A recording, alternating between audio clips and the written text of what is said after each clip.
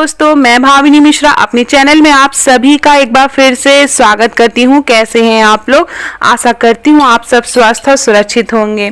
इस वीडियो में मैं आपसे शेयर करने जा रही हूँ कि महालक्ष्मी व्रत जो कि इस समय चल रहा है, महालक्ष्मी व्रत में हम गजलक्ष्मी या हाथी की पूजा कैसे करते हैं, संपूर्ण पूजा विधि में बताऊंगी। महालक्ष्मी की पूजा कैसे करते हैं, 16 दिन का व्रत कैसे रखा जाता है, अगर आप 16 दिन का व्रत नहीं रख सकते तो कब व्रत रखेंगे, कब व्रत शुरू हो चुका है, कब समाप्त होगा, ये सारी बातें आपसे शेयर करूंगी।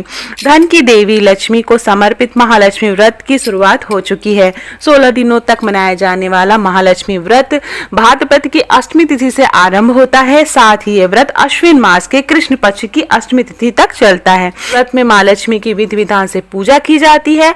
माँ लक्ष्मी को प्रसन्न करने तथा उनका आशीर्वाद पाने के लिए व्रत किया जाता है। मान्यताओं के अनुसार इस दौरान किए गए व्रत, पूजा और उपाय बहुत जल्दी असर दिखाते हैं। माँ लक्ष्मी की कृपा से जातक को बहुत सारा धन दौलत मिलती है। इस व्रत के प्रभाव से व्यक्ति को कभी भी धन की कमी नहीं होती है। तो आइए जानते हैं महालक्ष्मी व्रत की पूजा विधि और उसके कुछ नियम। महालक्ष्मी का व्रत 16 दिन तक किया जाता है। इस व्रत में अन्न ग्रहण नहीं किया जाता है। 16वें दिन महालक्ष्मी व्रत का उद्यापन किया जाता है। महालक्ष्मी व्रत के इन दिनों में रोजाना सूर्योदय से पूर्व जाग जाना चाहिए और स्नान के बाद 16 व्रत का संकल्प करना चाहिए। यदि आप 16 दिन का व्रत नहीं रख सकते तो शुरू के 3 व्रत या आखिरी के 3 व्रत भी रख सकते हैं।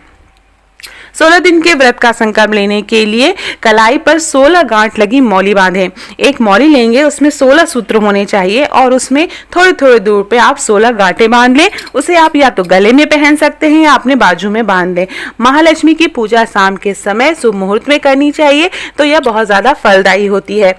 ऐसे में शाम के समय पुनः स्नान करके लाल वस्त्र जरूर पहने और पूजा स्थल की साफ सफाई करके लाल रंग का कपड़ा बिछाएं। फिर उसके बाद केसर मिश्रित चंदन से चौकी या आप चावल ले सकते हैं, चावल से अष्टदल कमल बनाएं। अष्टदल कमल बनाने के बाद उसके ऊपर जल से भरा कलश रखेंगे और कलश के ऊपर चावल से भरी कटोरी रखेंगे।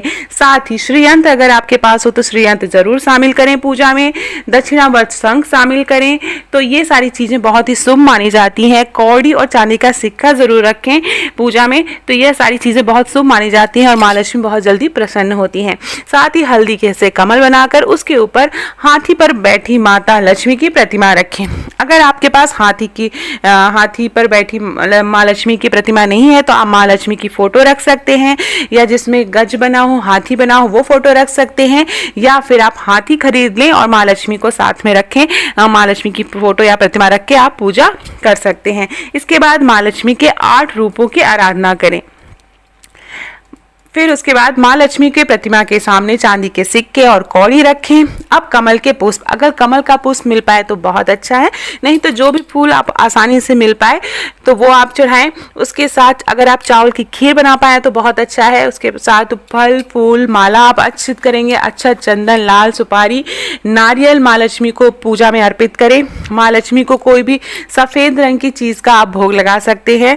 सफेद रंग की चीज का भोग, अगर आप खीर माँ लक्ष्मी को बनाए तो सबसे ज्यादा माँ लक्ष्मी प्रसन्न होती हैं। साथ ही हाथी की पूजा करने का भी बहुत बड़ा महत्व है। हाथी को सोने की चीज चढ़ाई जाती है, तो बहुत से लोग सोने की चीज नहीं बना पाते हैं, तो बेसन से बने 16 श्रृंगार, बेसन को से 16 श्रृंगार की आकृति बनाते हैं। जैसे बेसन का आप कंगन बनाएंगे, मांग टीका बनाएंगे, नथिया बनाएंगे, कान के झुमके बनाएंगे। इस तरह से बेसन को बनाकर उसको तलकर वो सारी चीज़ें भोग में लगाई जाती हैं। साथ में नमकीन मठरियाँ और मीठी मठरियाँ भी बनाई जाती हैं, जो कि पूजा में शामिल की जाती हैं, माँ लक्ष्मी के भोग में शामिल की जाती हैं।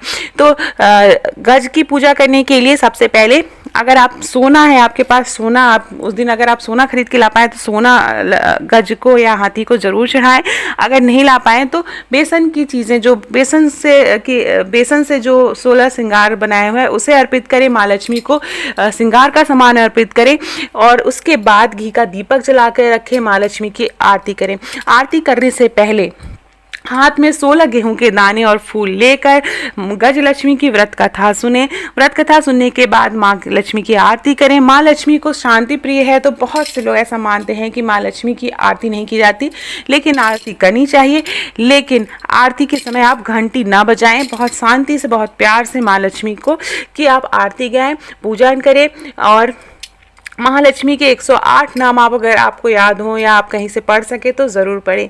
तो इस तरह से आप माँ लक्ष्मी की पूजा कर सकते हैं। उसके साथ इस तरह से गजलक्ष्मी की पूजा और हाथी की पूजा की जाती है। हाथी को दुर्वा ज़रूर चढ़ाएं। तो ये छोटी छोटी बातों का आप ध्यान रखें पूजा में, और सरल तरह से इस तरह से गज की और हाथी की पूजा की जाती है। आशा करती हूँ आप सबको मेरा वीडियो पसंद आया होगा। वीडियो पसंद आया हो तो मेरे चैनल को प्लीज़ सब्सक्राइब करिएगा। उद्यापन करने के अगले दिन हाथी से स्वरूप जो माँ लक्ष्मी की प्रतिमा है उसको आप जलाशय में समर्पित कर दें। जो श्रृंगार का सामान है वह आप किसी ब्राह्मण या सुहागन महिला को दान दे दें। तो अगर आप मेरे चैनल पर नए हैं तो मेरे चैनल को प्लीज़ सब्सक्राइब कर लीजिए। बहुत बहुत धन्यवाद ये वीडियो देखने के लिए।